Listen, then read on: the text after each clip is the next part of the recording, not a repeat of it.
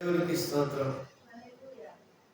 ప్రియమైనటువంటి దేవుని బిడ్డలారా, ఈరోజు ఈ 120 కీర్తనలో 1వ వచనం 2వ వచనం మనం ధ్యానిద్దాం.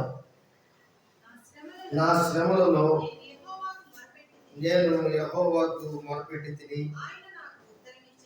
ఆయన నాకు ఉత్తరం ఇచ్చెను. యెహోవా అబద్ధమాడు పెదవుల నుండి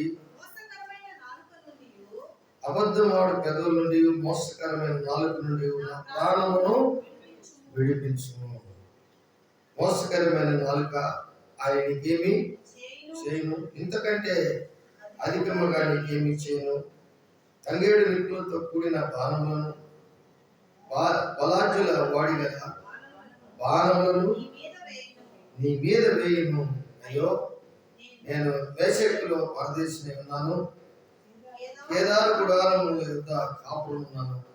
కలహప్రియుని యొద్ద నేను చిరకాలము నివసించిన వాడను. నేను కోరినది సమాధానమే, అయినను మాట నా నోటి వచ్చిన తోడనే వారు యుద్ధములకు సిద్ధమవుతారు. కాబట్టి దావీదు జీవితంలో ఒక అద్భుతమైనటువంటి కీర్తనని గుర్తు చేసుకుంటున్నాడు. ఇశ్రాయేలీయులు ఈ కీర్తన 120 నుంచి 135వ కీర్తన వరకు ఇశ్రాయేలీయులు పండగలలో పాడదగినటువంటి కీర్తన. పండగలలో పాడదగినటువంటి కీర్తన 120 కీర్తన నుంచి 135వ వచనం 35వ కీర్తన వరకు. కాబట్టి ఈ శ్రమలలో ఎందుకు ఈ ఇశ్రాయేలులందరినీ దేవుడు తప్పించినప్పుడు, ఐగుప్తు దేశం నుంచి, శ్రమలో నుంచి, కష్టాల నుంచి, ఇబ్బందుల నుంచి, బానిస బ్రతుకుల నుంచి తప్పించినప్పుడు, విడిపించినప్పుడు వారు ఆ సంవత్సరానికి 3 సార్లు సంవత్సరమునకు 3 సార్లు వారు యెరూషలేమునకు ఎక్కాలి. యాత్ర కీర్తన అన్నమాట. యాత్ర అనగా మనం చాలాసార్లు ప్రయాణాలు అనుకుంటాం.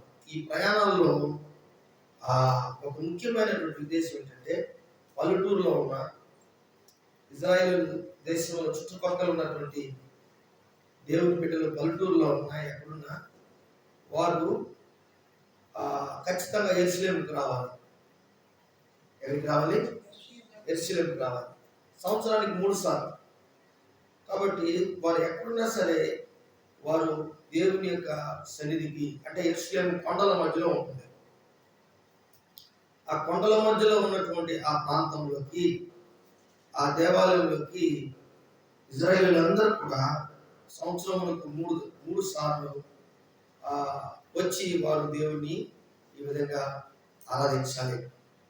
కాబట్టి మనము ఈరోజు మన జీవితాల్లో కూడా మనకు శ్రమ వచ్చినప్పుడు, బాధ వచ్చినప్పుడు, ఇబ్బందులు వచ్చినప్పుడు మనము ఇంకొకరికి చెప్పుకుంటాం మన శ్రమలు, కష్టాలు.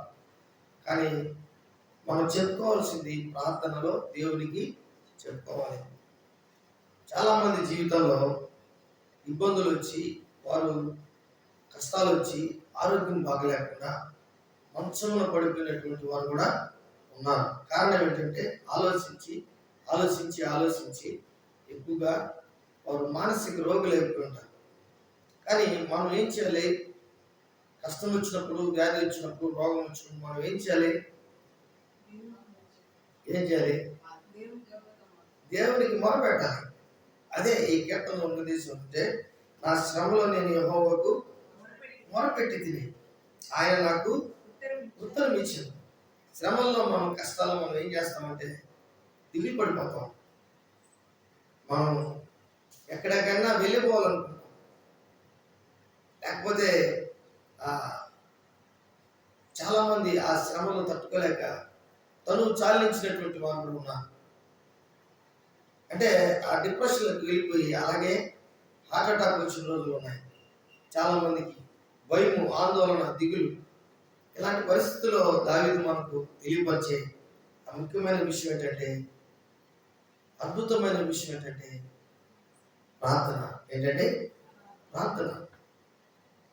వారు సంవత్సరానికి ఒకసారి యెరూషలేము దేవాలయానికి రావడం కానీ, ఆ యెరూషలేముకి వచ్చినప్పుడు వారు అన్నీ మర్చిపోతారంట. వారికున్న శ్రమలన్నీ మర్చిపోతారు, వారికున్న కష్టాలన్నీ మర్చిపోతారు, వారికున్నటువంటి ఆ వ్యాధి రోగమును కూడా వారు గాడిద మీదనో లేకపోతే గుర్రం మీదనో లేకపోతే ఒక ఏదో ఒక నడిచో కనబట్టుకొని నడిచైనా వచ్చి ఆ దేవుని మందిరంలో కూర్చొని ఆ కొన్ని దినాలు అక్కడ ఉండి వారు తెచ్చుకున్న ఆహారం తిని అక్కడే ఉండేవారు అనమాట. చూడండి, యేసు ప్రభువుని అక్కడ మరియమ్మ యేసేపులు ఇద్దరు కూడా యేసు ప్రభువుని మర్చిపోయినటువంటి రోజులు ఉన్నాయి. ఎక్కడి నుంచి వచ్చారు వాళ్ళు? నజరేతు నుంచి వచ్చి ఉంటారో లేకపోతే బెత్లెహేము నుంచి వచ్చి ఉంటారో, ఏదో ఒకటి. అంటే వారు ఒక ప్రాంతం నుంచి యెరూషలేముకి వచ్చారు. యెరూషలేములోకి వచ్చిన తర్వాత యేసు ప్రభువుని ఏం చేశారు? ఆయన మర్చిపోయారు, విడిచిపోయి వెళ్ళిపోయారు, విడిచిపెట్టి వెళ్ళిపోయారు. కాబట్టి అంటే ఆ పండగ అంత ముఖ్యం అన్నమాట. చూడండి, నిర్గమకాండంలో మనకు ఈ యొక్క మాటలు కొన్ని కనబడతాయి. నిర్గమకాండము 34వ అధ్యాయము 22 నుంచి 24 వరకు మనం చూద్దాం. నిర్గమకాండము 34వ అధ్యాయము 23 నుంచి 22 నుంచి 24 వరకు చూడండి. మరియు నువ్వు గోధుమల కోతలో ప్రథమ ఫలముల పండగను అనగా వారముల పండగను, సంవత్సరాంతము పంట కూర్చు పండగను ఆచరింపవలెను. సంవత్సరమునకు 3 ఎన్నిసార్లు అంటే 3 సార్లు, 3 టైమ్స్ సంవత్సరానికి ఒకసారి 3 మీ పురుషులందరూ ప్రభువును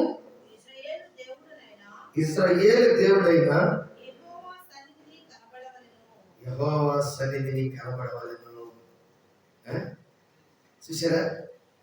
యెహోవా సన్నిధిని పురుషులందరూ ఏం చేయాలంట? ఇశ్రాయేలు, మీ పురుషులందరూ ప్రభువును ఇశ్రాయేలుల దేవుడైన యెహోవా సన్నిధిని కనబడవాలి. అంటే పురుషులకి దేవుడు ఇచ్చే భాగ్యం ఏంటంటే, వారు యవనస్తులైతే ఎదిగిన మొక్కలు అన్నాడు, స్త్రీకి శిరస్సు అన్నాడు, ఇంటికి యజమానుడు అన్నాడు, స్వాస్థ్యం అన్నాడు, గర్భఫలం అన్నాడు, ఇంకా ఎన్నో చెప్పుకోవచ్చు. అందుకే పురుషులకి దేవుడు అంత ప్రాధాన్యత స్త్రీలకు ఇవ్వలేదని కాదు, కానీ స్త్రీలు కూడా ఇచ్చున్నాడు, అందరికీ ఇచ్చున్నాడు. కానీ ముఖ్యంగా పురుషులు ఎలా కనపడాలంట? సంవత్సరములకు 3 నీ పురుషులందరూ ప్రభువును ఇశ్రాయేలుల దేవుడైన యెహోవా సన్నిధిని ఎలాగనగా నీ ఎదుట నుండి జనములు వెలగొట్టి నీ పొలిమేరలను గొప్పగా చేసేదను. మరియు నీవు సంవత్సరములకు 3 నీ దేవుడైన యెహోవా సన్నిధిని కనపడబోనప్పుడు ఎవడును నీ భూమిని ఆశింపడు. నీవు పులిసిన దాంతో నీ బలి రక్తమును అర్పింపకూడదు.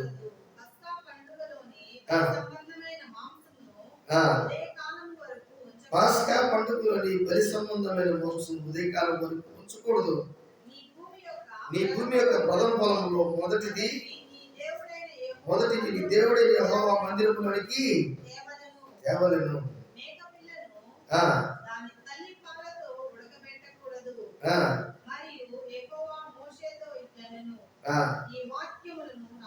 ఈ వాక్యమును రాసుకొనుము. ఏలయనగా ఈ వాక్యమును బట్టి నేను నీతో హల్లెలూయా. కాబట్టి నిబంధన 3 సంవత్సరానికి 3 సార్లు వారు దేవుని యొక్క సన్నిధిలోకి, యెరూషలేము మందిరంలోకి, అనగా ఇజ్రాయేలు దేశంలో ఉన్నటువంటి యెరూషలేము మందిరంలోకి వారు కనపడాలి. పురుషులు కనపడాలి. వారు తీసుకొచ్చే పంటలో ఉన్నటువంటి ప్రథమ ఫలములు తీసుకురావాలి. వారికి మేలు చేస్తే బలులు అర్పించాలి. దేవునికి కృతజ్ఞతాస్తులు చెల్లించాలి. ఈరోజు ఇవన్నీ మన జీవితంలో ఇంత క్రమం పెడితే ఎక్కడుంటుందో చాలా కష్టం. అందుకే మనం నోటితో దేవుణ్ణి స్తుతించడమే కష్టం, అవునా కదా? మన నోటితో దేవుణ్ణి స్తుతించడమే కష్టం. బాధ వస్తే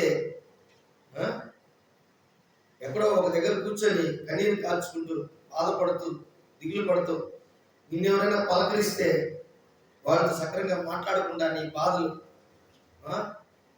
నీ తల మీద పెట్టుకొని, నీ హృదయంలో పెట్టుకొని, నీ మనసులో పెట్టుకొని కురింగిపోతావు.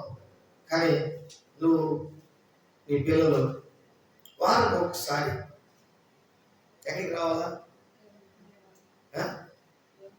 ప్రతిదినము ఆ రోజు యేసు ప్రభు బిడ్డలు, శిష్యులు అందరూ కూడా ఎలాగ చేశారు? ప్రతిదినము రొట్టె విరిచారు.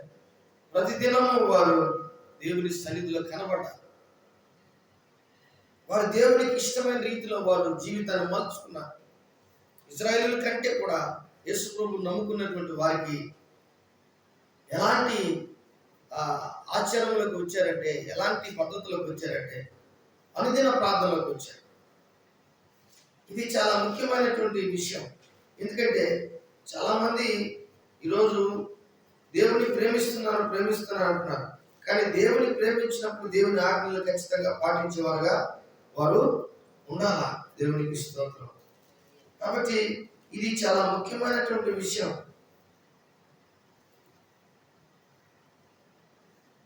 అపోస్తలుల కార్యము 27వ చూడండి. ఆదివారం మేము రొట్టె విరుచుటకు కూడినప్పుడు దేవునికి స్తోత్రం. చదవండి ఎవరైనా. ఎప్పుడు విరుస్తున్నారు రొట్టె వీళ్ళు?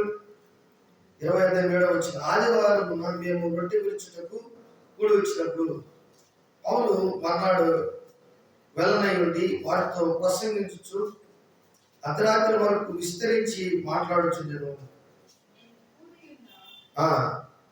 చాలా దేవునికి స్తోత్రం. అంటే వారు ఆదివారం ఏం చేస్తున్నారు? రొట్టె విరుస్తున్నారు. మనం నెలకు ఒకసారి తీసుకుంటాం. కనీసం మనం రొట్టె గురించే పట్టించుకోవాలి. దేవుడు ఏమంటాడు? ఇది నా శరీరం, దీన్ని జ్ఞాపకం చేసుకుంటే దీనిని చేయడని చెప్పాను. ప్రతి వారు కూడినటువంటి చోటనెలా వారు దేవునికి లోబడ్డారు. వారికి ఇష్టమైనటువంటి రీతిలో వారి జీవితం మలుచుకున్నారు. ఇది చాలా మంది జీవితాల్లో దేవునికి లోబడే పరిస్థితి వారికి లేదు కనుక వారు ఆ విధంగా దేవునికి ఇష్టం లేనటువంటి పరిస్థితులన్నీ కూడా వారి సొంత ఆలోచనలకి వెళ్ళిపోతున్నారు. కానీ దేవుని బిడ్డలారా, ఈరోజు ఇశ్రాయేలీయులకే కాదు, నీకు నాకు కూడా ప్రార్థన అవసరం. శ్రమలు ఉంటాయి, కష్టాలు ఉంటాయి, బాధలు ఉంటాయి, ఇబ్బందులు ఉంటాయి. మనము ప్రతిరోజు దానియేలు వలె ముమ్మారు ప్రార్థన చేయాలి. దావీదు వలె ప్రార్థన చేయాలి. 7 సార్లు ప్రార్థన చేయాలి. శ్రమలో, కష్టాల్లో, బాధల్లో మనం భయంకరమైనటువంటి ఇబ్బందుల్లో కూడా బయటికి తీసుకురాగలిగినటువంటి నీవు చేసే ప్రార్థన మీద నువ్వు నమ్మాలి. ద్వితీయోపదేశకాండములో ఒక మాట ఉంది చూడండి, 16:16. ద్వితీయోపదేశకాండం 16:16 చూడండి. ద్వితీయోపదేశకాండము 16:16.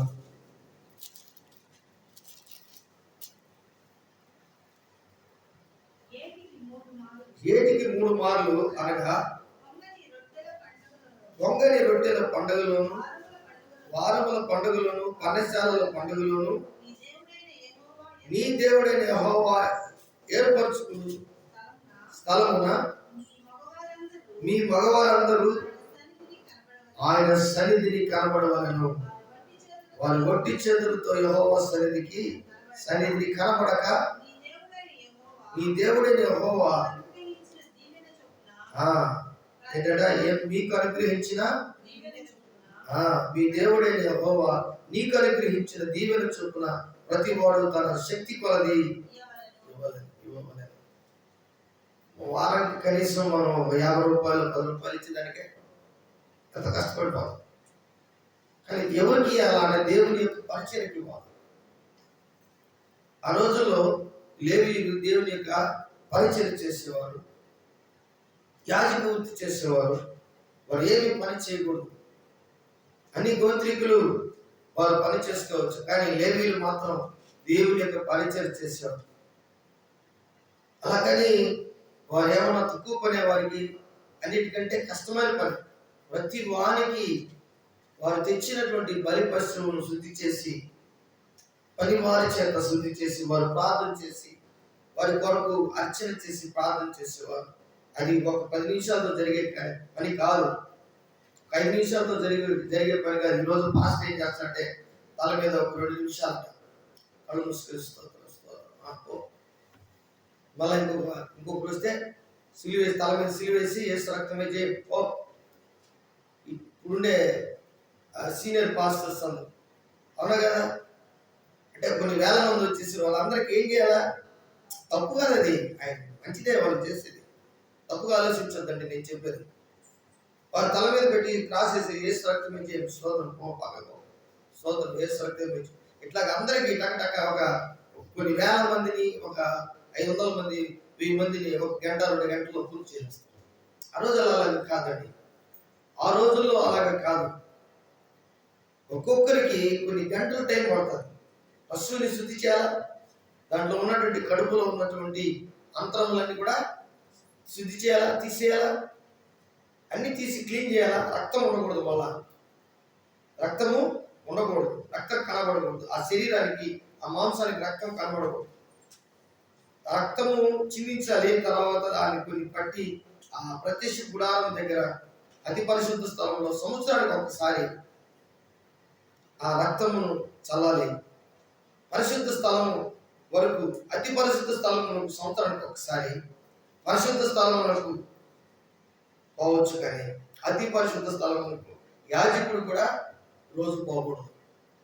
అంత కట్టడ నియమాలు ఉన్నటువంటి ఆ పరిస్థితులైన అప్పుడే ప్రార్థన చాలా జాగ్రత్తగా, కష్టముగా, ఇష్టముగా, క్రమముగా, భయముతో, వణుకుతో దేవుని కలుసుకోబోతున్నాను. నేను ఏంటంటే దేవుని నేను కలుసుకోబోతున్నాను, దేవునితో నేను మాట్లాడబోతున్నాను, దేవునికి నేను బలి అర్పిస్తున్నాను. మనము ఎక్కడికైనా వెళ్ళేటప్పుడు సంతోషంగా మేము మన ఊరికి వెళ్తాం అని చెప్పి పిల్లలు చెప్తూ ఉంటారు.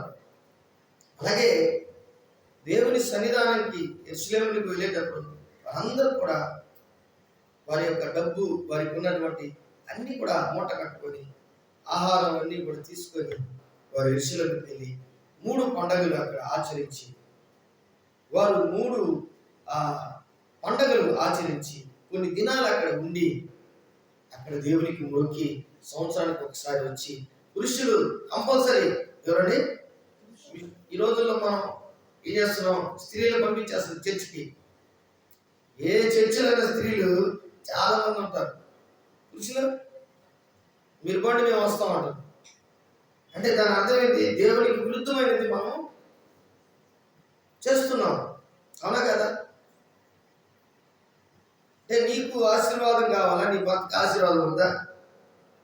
చెప్పండి. నీ బిడ్డలకి ఆశీర్వాదం కావాలి, నీ భర్తకు ఉందా? నా భర్త మారలేదండి అంటే దానికి కారణం నువ్వే ప్రార్థన చేయాలి. ఏం చేయాలా? ప్రార్థన చేయాలి. వాక్యం ఎలా ఉందని చెప్పాలి. ఉందా? వాక్యం ఉందా? పురుషులు రావాలని ఉందా? చెప్పండి. మేడగది సహవాసంలో పురుషులు లేరా? స్త్రీలు లేరా? చెప్పండి. కాబట్టి నేను ఏం మాట్లాడుతున్నానంటే, నీ ఆత్మీయ జీవితం, నీ శ్రమలలో దేవుడు, నీ ఆత్మీయతను దేవుడు చూడాలి. నీ ఆత్మీయతను దేవుడు చూడాలి. నా శ్రమలో నేను యెహోవాకు మొరపెట్టి తిని ఆయన నాకు ఉత్తరం ఇచ్చాను. యెహోవా అబద్ధమాడు పెదవుల నుండి, మోసకరమైన నాలుక నుండి నా ప్రాణమును విడిపింపుము. దేవుని బిడ్డలారా, ఈరోజు దేవుడు నిన్ను విడిపించాలి. అబద్ధములు నీ మీద చెప్పే వారి మీద నుంచి, వారి నుంచి నిన్ను దేవుడు విడిపించాలి. మోసకరమైనటువంటి నాలుక, కొంతమంది నాలుక కత్తిలాగా వాడతారు. ఒక మాట మాట్లాడితే కింద పడిపోతాం మనం. చెప్పరాని చెప్పారు అనుకో, అలా నరాలన్నీ పెరిగిపోతాయి. అవునా కదా? ఎప్పుడైనా చెప్పకూడదే కొంతమంది చెప్తుంటారు. మంచి చెప్పనోళ్ళు. ఒకసారి ఆయన, నేను చాలా శ్రమలో, కష్టాల్లో, బాధల్లో ఉన్నాను. నా దగ్గరికి వచ్చాడు. ఏమయ్యా అలా ఉన్నావు అన్నాడు. నేను నవ్వుతూ చెప్తున్నాను, ఎందుకంటే నాకు నవ్వు వస్తుంది. నన్ను అడిగాడు, ఏం అలా ఉన్నావు? నాకు కొంచెం బాధలు ఉన్నాయి, కష్టాలు ఉన్నాయి, అలా ఉన్నాను. అవునా? నువ్వు కష్టాల్లో ఉండాలని, బాధల్లో ఉండాలని నేను దేవుడికి ప్రార్థన చేశాను అన్నాడు. నువ్వు కష్టాల్లో ఉండాలని, నువ్వు బాధల్లో ఉండాలని దేవుడికి నేను ప్రార్థన. ఇట్లా కూడా వింటాడా దేవుడు? నాకు వాడిని నవ్వాలని, వాడిని కొట్టాలనిపిస్తుంది, నవ్వాలనిపిస్తుంది, కోపం వస్తుంది, కాస్తంత బాధ కలుగుతుంది, కన్నీళ్ళు వస్తున్నాయి. మరి నేను ఇంత కష్టములో ఉన్నటువంటి పరిస్థితుల్లో నేను ఉంటే ఇక్కడికి నా దగ్గరకు వచ్చి మళ్ళా నా దగ్గరకు వచ్చి నన్ను అడుగుతున్నాడు, ఏమని, ఎందుకు అలా ఉన్నావు అంటే. సైతాన్ ఎలా ఉంటుందంటే నీకు ఫ్రెండ్ లాగా ఉంటుంది. సాతాను నీకు ఎలాగ ఉంటుందంటే, నీ అక్క చెల్లెల్లాగా ఉంటుంది, ఒక్కోసారి తమ్ముళ్ళలాగా ఉంటుంది, లేకపోతే అన్నలాగా ఉంటుంది, భర్తలాగా ఉంటుంది, భార్యలాగా ఉంటుంది.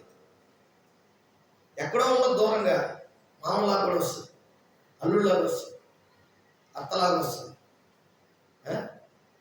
ఎందుకంటే మనం చెప్పలేము. నీ బంధువులు, నీ యొక్క శ్రేయస్సు కోరే వాళ్ళు, కన్న బిడ్డలు ఒకసారి నీకు విరోధం అవ్వచ్చు, చెప్పలేము. కానీ నీ దేవుడు మాత్రం నీకు విడిచిపెట్టాడు. నీ శ్రమలో, నీ కష్టాల్లో నువ్వు చేయాల్సిన పద్ధతి దేవుడికి చెయ్యి. నువ్వు ఏదైతే చేయాలో దేవుడు చెప్తున్నాడు అది చేస్తే చాలు. నీకు ఎన్ని అబద్ధములాడే పెదవుల వారి మధ్యలో ఉన్న మోసకరమైన నాలుక కలిగినటువంటి వారి, నిన్ను ప్రాణాన్ని తీసివేయాలనుకుంటున్నటువంటి వారి మధ్యలో ఉన్న దేవుడు నిన్ను కాపాడగలిగినటువంటి శక్తి దేవుడికి ఉంది. హల్లెలూయా. ప్రార్థన చేసే వారికి అంత శక్తి దేవుడు ఇస్తాడు. ఎన్ని కష్టాలు, ఎన్ని బాధలు వచ్చినా వారు ప్రార్థన మానకూడదు. అదే దావీదులో ఉన్నటువంటి గొప్పతనం. యాత్ర అంటే ఎక్కడం, ఎత్తైనటువంటి ప్రాంతానికి ఎక్కడం, దేవుని సన్నిధానికి ఎక్కడం. నీ జీవితంలో, నీ ఆత్మీయ జీవితంలో ఒక గొప్ప కార్యములు నీ జీవితంలో చేసుకునే దానికి ప్రార్థన మానకుండా నువ్వు ఎక్కడైనా నిలబడి ప్రార్థించి, మోకరించి ప్రార్థించి, నడుస్తూ ప్రార్థించి, నిలబడి ప్రార్థించి, బోర్ల పడి ప్రార్థించి, సాష్టాంగాలు పడి ప్రార్థించి, మోకరించి ప్రార్థించి, చేతులెత్తి ప్రార్థించి, కనులెత్తి ప్రార్థించి, ఏకాంతంగా ప్రార్థించి.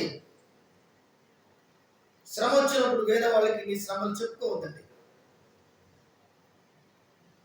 కాబట్టి 3వ వచనం చూడండి, మోసకరమైన నాలుక అని నీకేమి చేయను? ప్రశ్న ఇది. ఇంతకంటే అధికముగా నీకేమి చేయను? తంగేడు నిప్పులతో కూడిన బాణములను, బలాజ్యులు వాడిగల బాణములను నీ మీద వేయను. అయ్యో, నేను మేషక్కులో పరదేశినే ఉన్నాను, కేదారు గుడారములు యొద్ద కాపురం ఉన్నాను. మేషక్కు తూర్పున ఉంటుంది యెరూషలేముకి. కేదారు గుడారము అనేది ఒక ప్రాంతం, మేషక్ అనేది ఒక ప్రాంతం.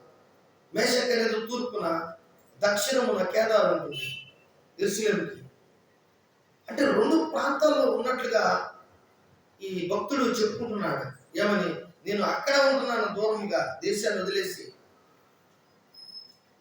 అంటే నేను ఇక్కడ ఉంటే నాకు అబద్ధం చెప్పి నన్ను చంపేవాళ్ళు ఉన్నారు. నా మీద నా నాలుగు భయంకరమైన నాలుగు, ఏం నాలుగు అంట చెప్పండి, మోసకరమైన నాలుగు అంట. నువ్వు చేసేదేమో చేసేసి మళ్ళా ఏంటి దాని గురించి ఏం చెప్తావు? నేనాడకు పోయాను, నేనేం చేశాను? దేవుని బిడ్డలారా, దేవునికి తెలుసు, నా క్యారెక్టర్ తెలుసు, మనందరి క్యారెక్టర్ తెలుసు. దావీదు క్యారెక్టర్ కూడా అదే చెప్తాను. నేను మేషకులో ఉన్నా, నేను కేదారులో ఉన్నా. ఎందుకు ఉండాల్సిన పరిస్థితి ఏంటి? అబద్ధములాడి మోసకరమైన నాలుగు నుండి నేను తప్పించుకొని ఇక్కడికి వచ్చి ఉన్నా. మేషకేమో తూర్పునుంది, దక్షిణనేమో కేదారు ఉంది. రెండు ప్రాంతాలు నేను తప్పించుకొని తిరుగుతున్నా వీళ్ళ దగ్గర. దేవునికి స్తోత్రం. కలహప్రియుని యొద్ద నేను చిరకాలము నివసించువాడను, నేను కోరినది సమాధానమే. ఏం చేస్తాడంట? సమాధానం. ఇంట్లో సమాధానం ఉండాలి నీకు ముందుగా, సంఘంలో సమాధానం ఉండాలి రెండోదిగా. మూడోదిగా నీ జీవితంలో ప్రజలందరి మధ్యలో సమాధానము ఉండాలి. తల్లిదండ్రులతో సమాధానం ఉండాలి, భార్యాభర్తల మధ్యలో సమాధానం, ఇరుగు పొరుగు వారి మధ్యలో సమాధానం, బిడ్డల తల్లిదండ్రుల మధ్యలో, కుటుంబీకుల మధ్యలో సమాధానం ఉండాలి, ఇరుగు పొరుగు వారి మధ్యలో సమాధానం ఉండాలి, దేవునితో సమాధానంగా ఉండాలి. నువ్వు ఇవన్నీ చేయాలంటే ఏం చేయాలా? ఏం చేయాలా? ప్రార్థన చేయాలి. ఇవన్నీ మన జీవితంలో జరగాలి. నేను చిరకాలము, చూడండి, కలహప్రియుని వద్ద నేను చిరకాలం నివసించిన వాడను, నేను కోరినది సమాధానమే. అయిన నువ్వు మాట నా నోట వచ్చి తోడనే వారు యుద్ధమునకు సిద్ధమవుతారు. కాబట్టి నీ పక్షాన యుద్ధం చేసే దేవుడు ఉన్నాడు. నీ చేతులకి వేలుకి పోరాటం ఇచ్చే దేవుడు అవుతున్నాడు. నేను విడువక ఎడబాయక నీకు విశ్వాసమైన డాలు ఇచ్చాడు. దేవునికి స్తోత్రం. నీకు రక్షణ అనే శిరస్త్రాలను ఇచ్చాడు, నీతి అనే మెమోలు ఇచ్చాడు, సమాధానం అనే జోడు ఇచ్చాడు, చెప్పులు ఇచ్చాడు. నీకు ఆయన వాక్యం అనే ఖడ్గం ఇచ్చాడు. దేవునికి స్తోత్రం. సైతాను వేసే ఆ బాణములన్నింటినీ ఎదిరించేదానికి నీకు శక్తి, పరిశుద్ధాత్మ శక్తిని ఇచ్చాడు. దేవునికి స్తోత్రం. హల్లెలూయా. కాబట్టి ఈరోజు వీళ్ళు ఎవరైతే ఎక్కువగా బాధ ఉందో వాళ్ళందరూ లేచి నిలబడితే చూస్తాం. ఇప్పుడు ఎవరు లేదు, ఎవరు కష్టాలు ఎక్కువ ఉన్నాయో మీరందరూ లేచి నిలబడంటే చూస్తాం. మూలిగే నక్క మీద దాటికాయ పెట్టేట్టు ప్రశ్న వేస్తాం. ఇప్పటికే నేను కష్టాల్లో ఉన్నాను, మళ్ళా అందరికీ తెలియాలి నా కష్టం. దేవుని బిడ్డలారా, దేవుని ముందు, దేవుని సంఘంలో నువ్వు నిలబడుతున్నావు. దేవుని ముందు నువ్వు నిలబడుతున్నావు. దేవుడు నిన్ను ఆశీర్వదిస్తున్నాడు. దేవుడు నిన్ను గొప్ప చేస్తాడు. అవునే కదా? ఆలోచించండి. అందరు లేచి నిలబడదాం. దేవుడి వాక్యాన్ని దీవించి ఆస్వాదించగాక. ఒకవేళ నీ కష్టం వచ్చి, బాధలు వచ్చి, ఇబ్బందులు వచ్చి నువ్వు ప్రార్థన చేయలేక ఈరోజు దిగులు పడిపోతున్నావు, చేస్తావా? ప్రార్థన చేస్తావా? ఏమని చేస్తావు?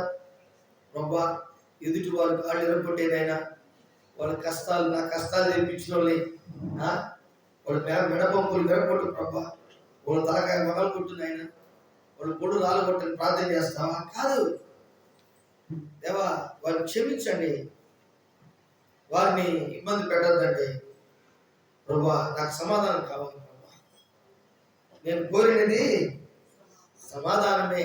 దేవునికి స్తోత్రం. ఈ ప్రార్థన అంతట్లో ఆయన దేవునికి మొరపెట్టే విధానం అంతట్లో కూడా ఆయన సమాధానం కోరుకుంటున్నాడు. దావీదు దేవునికి స్తోత్రం. దేవుని మందిరానికి ఎందుకు వస్తున్నాడు? సమాధానం కోరుతున్నాడు. కుటుంబంలో సంతోషంగా ఎందుకు భోంచేస్తున్నాడు? సమాధానం కోరుకుంటున్నాడు. కుటుంబంలో అందరితో సమాధానం కలిగి సఖ్యంగా ఉండాలని ఆశపడుతున్నాడు. ఈరోజు నీ జీవితంలో, నా జీవితంలో, అందరి జీవితంలో దేవుడు ఇష్టమైన రీతిలో, మనం ఆయనకి ఇష్టమైన రీతిలో మనం ఉండాలి. దేవుడి వాక్యాన్ని దీవించి ఆశీర్వదించుగాక. ఆమె